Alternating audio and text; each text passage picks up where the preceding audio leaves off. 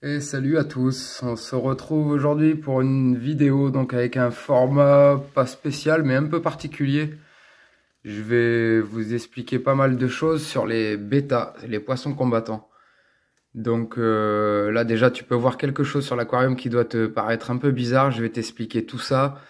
Et avant de commencer la vidéo, donc je t'invite encore une fois à t'abonner si le contenu te plaît.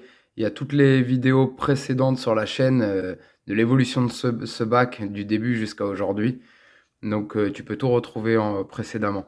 Donc n'hésite surtout pas à t'abonner, à mettre un commentaire si tu as besoin d'infos supplémentaires et de mettre un pouce si le contenu te plaît.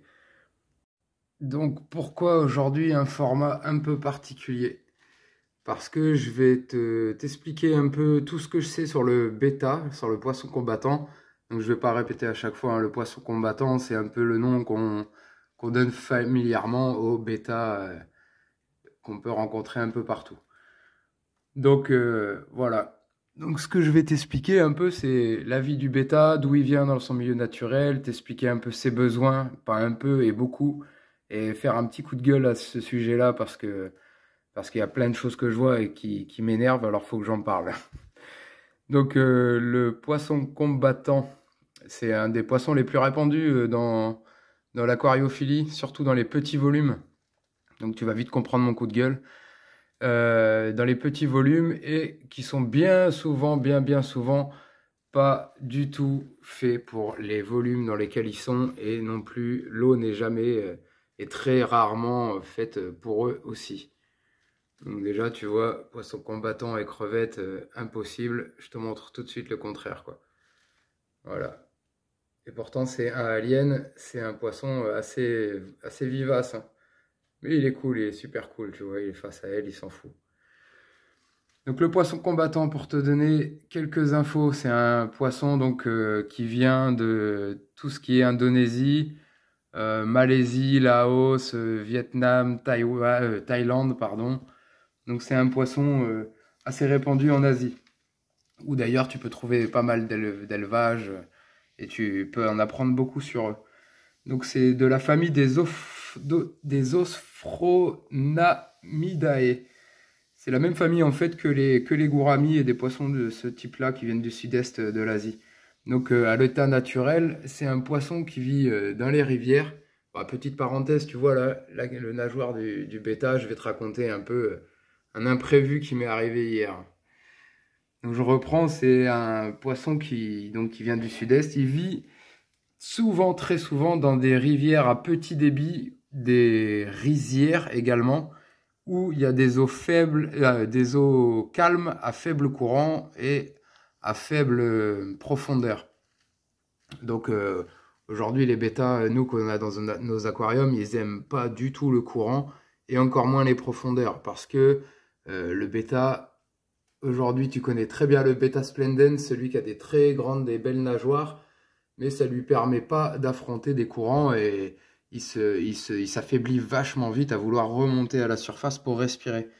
Donc voilà, c'est un poisson qui a besoin de laisser toujours un peu d'air à la surface parce que c'est un poisson qui respire pas uniquement sous l'eau. Donc il a un organe qui s'appelle familièrement le labyrinthe.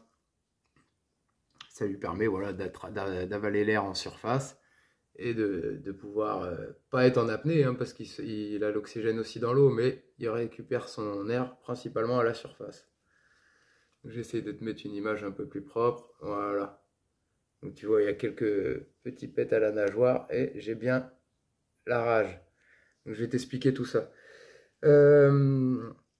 Donc vu qu'il vit dans les rizières, beaucoup dans les rizières, il a besoin d'une eau calme, ok, et d'une eau où la lumière elle est filtrée par les plantes. En fait, il aime pas la lumière vraiment franche. Il aime bien avoir pas mal de cachettes. Donc si tu as un bêta, premier point, pas trop de hauteur. Deuxième point, pas trop de lumière. Ou alors si tu as de la lumière, obligatoirement, tu vois, comme moi, j'ai une lumière qui envoie quand même pas mal. Et j'ai quand même pas mal de cachettes à l'ombre, tu vois, au fond, dans les limnophilas aussi. J'ai de la salvinia en dessous de laquelle il peut se cacher. Et j'ai les grosses feuilles d'Echinodorus. sous lesquels je le vois très très souvent. Donc il a besoin de plantes naturelles. Allez pas mettre des plantes en plastique. Franchement, c'est moche, ça sert à rien. Et en plus, je suis pas expert, mais je pense pas que le plastique ce soit ce qu'il y a de meilleur pour l'eau dans le temps. Comme tout le reste, hein. De toute façon, le plastique, c'est une des vraies saloperies. Alors dans les aquariums, je pense que ça a les mêmes effets. Donc voilà, des plantes, des cachettes. Et moi j'aime bien, et ça, je l'ai vu plusieurs fois, ce bêta et même Rio le précédent, je les ai vus très souvent se mettre sur une grosse feuille d'Echinodorus ou sur une grosse feuille d'Anubia, poser dessus la nuit pour dormir. Très très souvent, même le jour, parfois je les vois se reposer sur les feuilles. Et tu vois, lui, il aime, la lumière le dérange pas spécialement, mais quand il a envie d'être au calme, il est toujours en permanence sous des plantes de surface ou tapis dans les feuilles.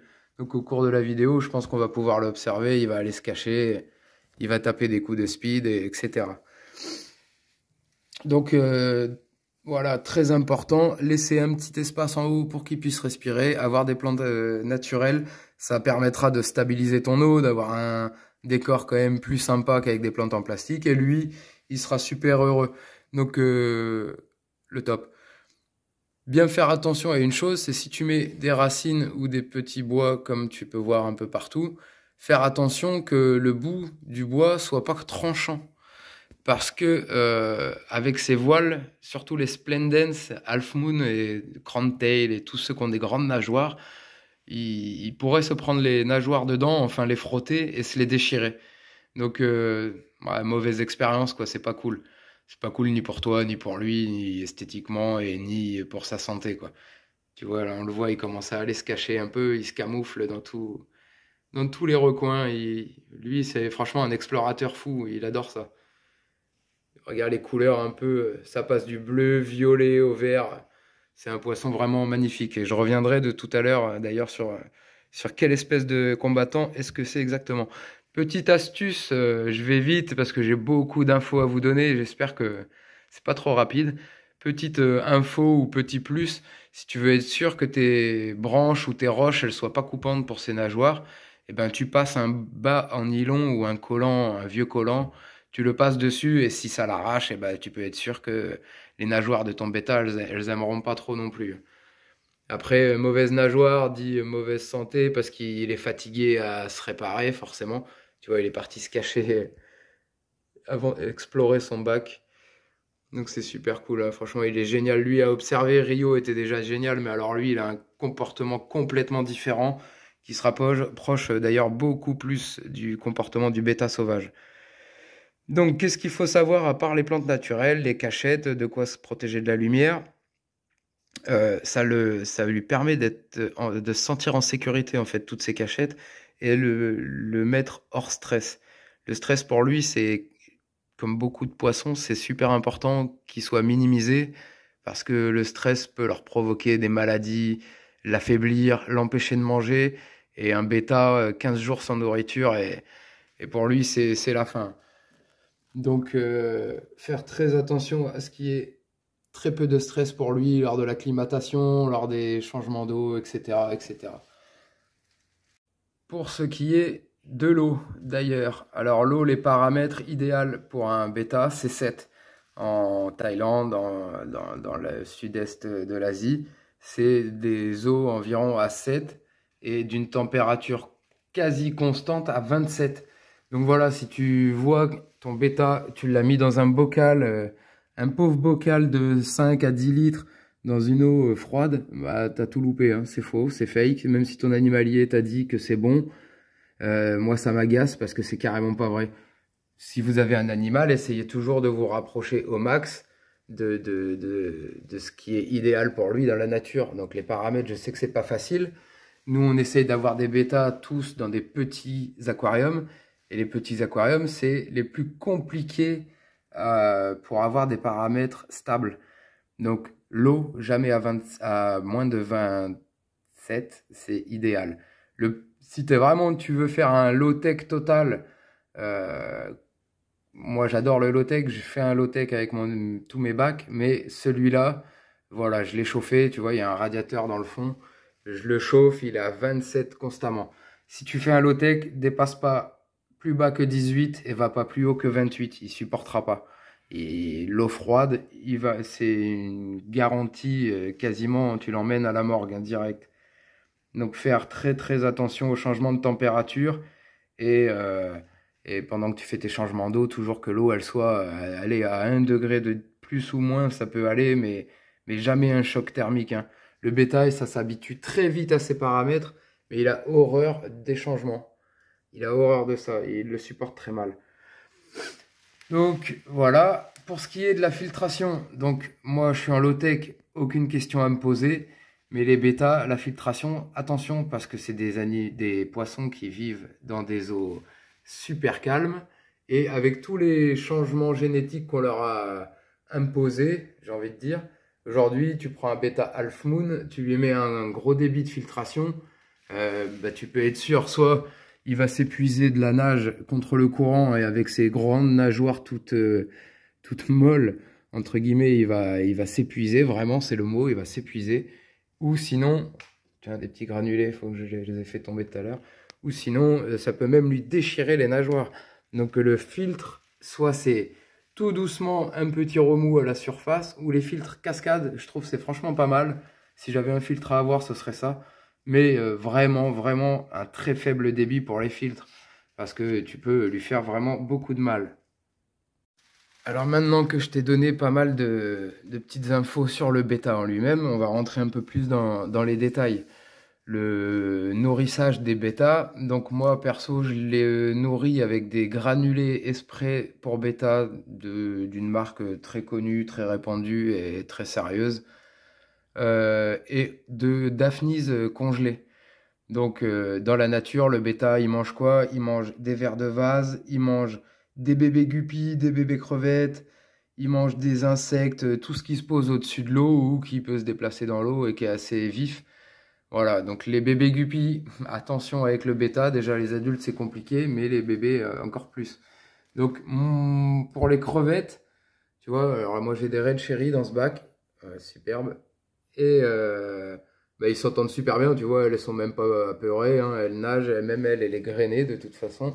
J'essaie de te faire un plan avant qu'elle s'enfuit. Bon, enfin bref, elle est grainée, on peut le voir un peu. Donc tu vois, elles sont pas peur, elles sortent, elles sont en sécurité parce que j'ai choisi mon bêta en prenant mon temps. J'ai pris vraiment mon temps de pouvoir l'observer, de pouvoir jauger s'il était dans la catégorie des bêtas agressifs, calmes, speed, relax, voilà. Donc moi je prends toujours des bêtas très calmes, mais qui bougent, hein. Je te dis pas de prendre un poisson qui figé tout le temps, mais un poisson calme, que tu vois qu'il n'a pas trop d'agressivité. Donc voilà toutes les petites infos sur la nourriture. Alors, comment le nourrir ton bêta? Le mieux, c'est de le nourrir un jour sur deux. C'est l'idéal. Mais si tu préfères pas le nourrir, tu peux le nourrir un peu plus. Tu peux le nourrir tous les jours et te dire, par exemple, tu le nourris tous les jours et le jeudi, tu lui fais un jour de jeûne.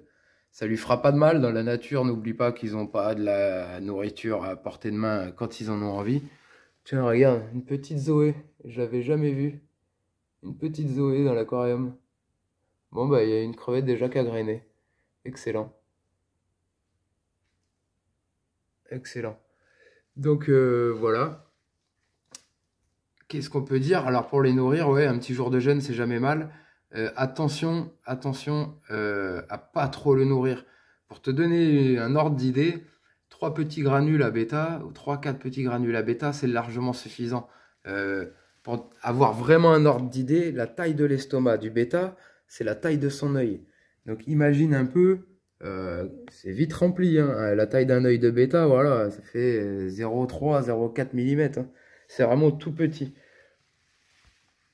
Donc voilà, si tu pars même en vacances, t'es mieux à ne pas le laisser manger pendant 2-3 jours que de vouloir le gaver avant de partir.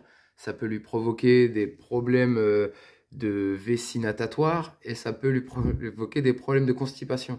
Donc vessie natatoire, le problème c'est qu'après il nage plus à l'horizontale, il est complètement déséquilibré si on peut dire. Voilà quelques petites infos. Maintenant, on va rentrer un peu dans... Je vais survoler le dernier sujet, c'est les différentes espèces de bêta. Donc, dans le commerce, toi, tu connais les bêta Half Moon, les bêta Splendens, qui sont la famille de bêta générale des Half Moon, des Crowntail, des Placates, le Alien, t'en as sans doute déjà entendu parler. Et dans toutes ces catégories-là, il y a toutes les sous-catégories. Tu as le Half Moon, j'en sais rien, Crowntail, justement, le bêta Placate Galaxy, les Placates, je crois, c'est la plus grande famille. Les Nemo, les Samouraïs, t'en as tout un tas, vraiment. Donc le bêta, quelle que soit son espèce, entre guillemets, il vivra en moyenne 2 à 4 ans dans ton aquarium. Et si vraiment tout se passe bien, il peut aller jusqu'à 10 ans. Sa taille, elle ira toujours de 2,5 cm pour vraiment les tout plus petits. Et maintenant, et dans la nature, on a des bêtas qui font jusqu'à 12 cm. Donc il me semble que maintenant ça s'appelle des bêtas. Le nom va m'échapper, mais je sais que ça veut dire gros bêta, quoi. Grande taille. Et les bêta XXL ou XL, quelque chose dans ce genre-là. Donc voilà, sinon, ça fait 500 ans hein, quand même que le bêta il est domestiqué et que les gens en ont dans des aquariums. Et encore une fois, c'est pas forcément les meilleures conditions de vie pour lui. Donc, je t'ai énuméré quelques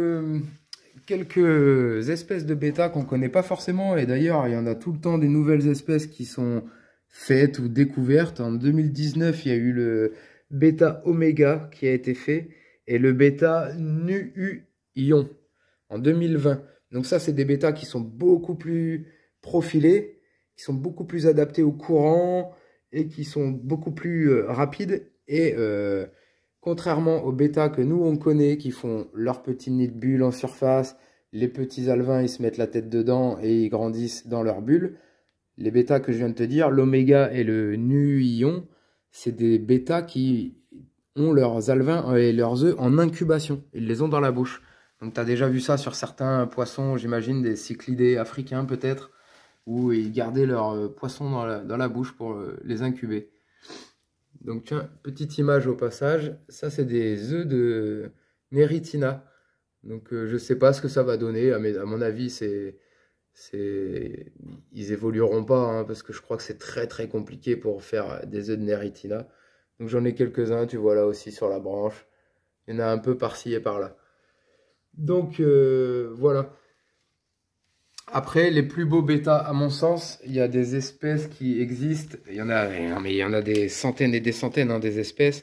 Moi, je pense que les plus belles espèces, c'est les Albi marginita, les Burdigala et les Mahachayensis. Et les Mahachayensis, c'est les noms sauvages du bêta alien. Le nom, comment on peut dire, scientifique du bêta alien, à l'état sauvage.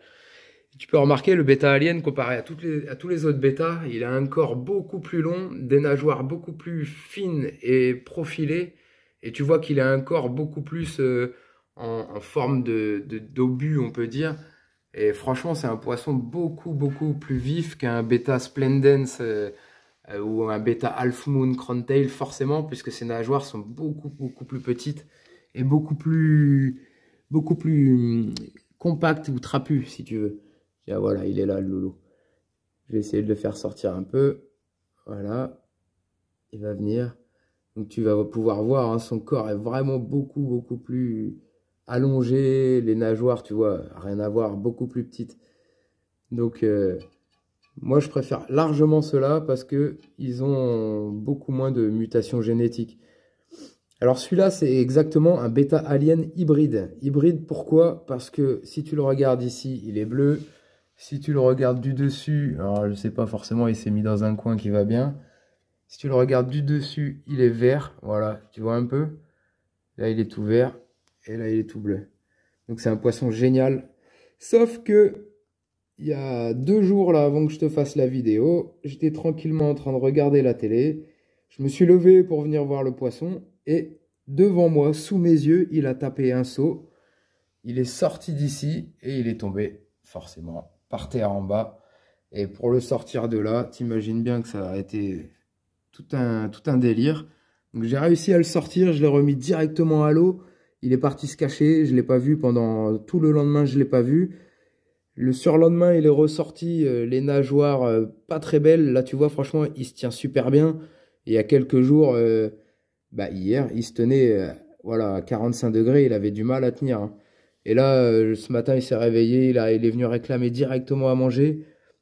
Donc il lui manquait déjà un peu un bout de la queue, mais alors là, je pense que c'est en sautant, en se frottant par terre, il a dû s'arracher la queue sur quelques des petits grains de poussière ou des mini cailloux qui pouvaient peut-être y avoir, je sais pas. Donc tu vois les nageoires super fragiles, et ça m'est arrivé la veille de cette vidéo. Donc gros moment de panique, très gros moment de panique, parce que le bêta, ça fait 2 ou 3 semaines que je l'ai. Il va super bien, le bac il tourne impeccable. J'étais vraiment en panique, je l'ai remis dans l'eau, il est parti se cacher. Et j'ai rien fait, hein, pas de produit, rien du tout, je l'ai laissé faire. Et 2 jours après, il venait réclamer à manger. Là, il nage super bien. Il est un peu fatigué de temps en temps, je vois bien, parce qu'il lui manque un bon bout de la queue quand même. Donc voilà, petit coup de colère. Et ça c'est passé quand même. Donc voilà, ça c'est un bêta alien hybride qui change de couleur selon de là où tu le regardes. Pour l'info, un bêta, quand tu l'achètes, en animalerie ou pas, je suis pas pour ou je suis pas contre, ça n'a rien à voir avec ça. C'est juste que dans les animaleries, je trouve que les conseils sont pas assez approfondis. Tu veux un bêta, on t'en donne un. Tu veux une femelle avec, on t'en donne une. Roule, si tu veux un bocal, on te le vend. On cherche pas à t'expliquer spécialement le bêta de quoi il a besoin, quoi. C'est un peu ça qui est agaçant. Donc lui, c'est un bêta alien, à savoir que quand tu achètes ton bêta, il changera quasiment tout au long de sa vie de couleur. Il va prendre plus ou moins d'une couleur que toi, peut-être tu l'as kiffé parce qu'il était rouge et bleu, et peut-être le bleu va prédominer le rouge à un moment ou un autre. Peut-être le bleu va s'éclaircir, s'assombrir, le rouge va devenir un peu plus orange ou jaune. Un bêta change de manière significative ou pas de couleur tout au long de sa vie. Donc ça, c'est des infos que je te donne qui viennent de l'éleveur chez qui j'ai acheté le bêta. Donc il m'a donné quelques petites infos super sympas. Je vais voir, sans doute je vais te mettre quelques images, un petit montage rapide à la fin de cette vidéo pour te montrer te faire écouter les quelques conseils de l'éleveur. Donc lui, perso, tu vois, c'est pareil, l'eau elle est à 27 degrés chez lui tout le temps. Et petite parenthèse, je t'ai dit de laisser de l'air entre deux, mais fais en sorte que l'air, elle soit pas à 10 quand dans ton aquarium il fait 27, quoi. Essaye que, j'en sais rien, chez toi, je pense pas que tu vives à 10 degrés, mais si par exemple ton aquarium est dans ton garage ou dans une cave, voilà, s'il y a une trop grosse différence de température entre les deux, bah c'est pas fou, quoi, parce que ton poisson à chaque fois il va respirer de l'air super frais. Pareil pour les produits ménagers, etc. Les aérosols, fais très attention. Ton bac, je pense pas qu'il soit à 100% étanche. Ton bétail respire l'air de dehors. Donc si tu viens de faire les vitres à côté ou mettre du sambon dans ta pièce, tout va se redéposer dans ton bac et ton bétail, lui, va le respirer. Donc super mauvais. Et après, on se pose peut-être des questions comment ça se fait qu'il est malade ou quoi que ce soit. Et la réponse, elle est toute simple à trouver, hein, voilà, hein, ça peut venir simplement de ça. Pour la nourriture, tout à l'heure, je t'ai parlé un peu de toute la nourriture qu'il prenait, lui, le bêta, de tout ce qui se nourrissait dans la nature. Par contre, j'ai vu, tu vas voir dans les images à la fin de la vidéo, j'ai vu un truc franchement bluffant. Bah, c'est qu'il se régale des œufs de poule. Les œufs de poule, l'éleveur, il les a fait cuire avec de l'eau. Ça faisait une bouillie compacte, comme une boule de neige en vrai. Il les mettait dans les bacs et il se ruait dessus, tous. Tu vois à la fin de la vidéo, franchement, c'est impressionnant. Donc voilà, on approche de la fin. J'espère avoir été clair, avoir abordé à peu près tous les sujets. Je sais qu'il y en a quelques-uns d'entre vous qui attendaient quelques explications supplémentaires sur les bêtas. Donc voilà, là, j'ai donné tout ce que je savais. Je me suis franchement pas mal renseigné. Les bêtas, c'est un poisson qu'on connaît déjà, etc. Mais qu'on ne connaît pas la bonne manière de le maintenir. Donc mon coup de gueule, voilà, il est là. C'est ce qui m'énerve, c'est que voilà, tu vas chez les animaliers ou les animaleries en général, je dis pas qu'ils sont tous pareils, mais la grande majorité, ils te vendent un bêta pour une haute température ambiante, dans un bocal qui fait 5 litres avec trois pauvres plantes en plastique plombé, du caillou bleu, jaune, vert, rose, tout ce que tu veux, tout ça, oublie s'il te plaît. Oublie, ça m'agace parce que le bêta, il vient des rizières, donc de ce qu'il y a de plus naturel. Et il n'a pas besoin de tes cailloux là qui vont changer de couleur, qui vont larguer des trucs dégueulasses dans l'eau. Lui, il vit dedans, c'est comme si, je sais pas, chez toi, tu vides une bombe à chiottes dans ta baraque et tu t'enfermes et tu respires ça toute la journée, tous les jours de l'année, quoi. C'est pareil. Ceux qui chez eux ont tout ça, voilà, peut-être vous avez cru bien faire, mais c'est franchement pas bon du tout, du tout. Le bêta, il a besoin d'un minimum d'espace. Entre le grand minimum, je dirais, c'est 20 litres. Le grand minimum. Après, 30, c'est bien. Moi, c'est ce que j'ai. 30, c'est bien. Si tu peux lui donner 40, 50, c'est encore mieux. Si tu veux lui donner des femelles, eh ben vas-y, mets-lui 2, 3 femelles, jamais une seule. Il va l'agresser sans arrêt. Et au final, tes femelles, elles vont être stressées. Elles vont jamais vouloir s'accoupler avec lui. Elles vont peut-être même mourir parce qu'elles vont arrêter de se nourrir. Voilà. Il y a plein de choses à savoir sur le bêta et on passe à côté de trop d'infos ou on cherche trop la facilité ouais, avec ce poisson. Et surtout, voilà, les gens qui devraient être compétents pour bien nous guider le font pas forcément. Donc voilà, il y a pas mal de choses à savoir, même si c'est un poisson très réputé, qu'on voit très souvent, qu'on entend beaucoup parler, qui n'est pas très exigeant en soi, mais qu'on néglige beaucoup trop. Donc voilà, c'est pareil chez ton vendeur, tu te dis oui, mais les éleveurs en Thaïlande, ils les ont dans des petites bouteilles. Oui, mais c'est des poissons qui vont partir chez des habitants pour faire le reste de leur vie. Dans l'élevage, le mec, il va pas avoir 5000 aquariums de 50 litres, c'est pas possible, tu te rends bien compte. Eux, ils font leur élevage dans des grands bacs. Une fois qu'il y a les alevins, ils sont en âge, ils les mettent dans des bouteilles ou dans des petits bocaux le temps de 3-6 mois. Et après, ils partent dans des animaleries où ils repasseront peut-être 3 à 6 mois dans des petits cubes de 10 par 10, là, c'est pas normal. Donc toi, quand tu l'accueilles chez toi, et un grand truc, ou au minimum, comme je te dis, 20 litres, bien aménagé, pas trop de lumière, bien planté, avec les cachettes, la nourriture comme il faut, pas trop ni pas assez, et tout ira très bien s'il y a une bonne température. De toute façon, le bêta, c'est un poisson super sympa à observer. Moi, je pourrais passer mon temps à l'observer, et tu comprends vite comment il vit, de quoi il a besoin et quel est son comportement. Tu vois, moi celui-là, je sais qu'avec les crevettes, j'ai zéro souci. Je m'inquiète plus des deux petits voyous là au niveau des zoés et des crevettes que du bêta. Je peux te dire, tiens, je vais te faire une petite démo. Si tu leur donnes à manger, le bêta il se fait dégager, hein. Les néons, c'est eux qui viennent manger avant lui. Ça, c'est garanti. Donc voilà, bon bah là il a été timide aujourd'hui parce qu'il est un peu tard, j'ai forcé un peu la minuterie de la lumière. Normalement ça devrait déjà être éteint. Donc il fait son timide. Voilà, écoute, je te montre quelques petites belles images quand même de la belle Anubia Pinto là qui est là avec sa petite bouture au-dessus que tu vois j'ai fixé avec un petit peu de fil de couture. Voilà. Donc si tu vois aussi les racines là, elles ont des couleurs différentes, c'est normal, c'est des racines que je viens de rajouter. J'espère que ça fait un rendu plutôt sympa, j'aime bien, mais c'est normal, elles sont neuves. Celles-là, là, elles avaient la même couleur hein, quand je les ai mis dans le bac. Donc d'ici une semaine, elles vont noircir et on aura l'impression que c'est les mêmes. Donc j'espère que cette petite vidéo explicative sur le bêta t'aura plu. Ah, on voit un peu les lumières de Noël dans l'aquarium. Et donc j'espère qu'elle t'aura plu, qu'elle t'aura bien informé, que maintenant tu seras un peu plus informé si tu veux un bêta. Et voilà. Donc j'espère que on se reverra très bientôt pour une prochaine vidéo. C'est même pas j'espère, c'est sûr. Et c'est la fin. Je ne quitte pas maintenant parce que je vais mettre la petite vidéo là de ma visite à l'élevage de bêta où j'ai été choisir mon nouveau poisson. Allez, ciao ciao!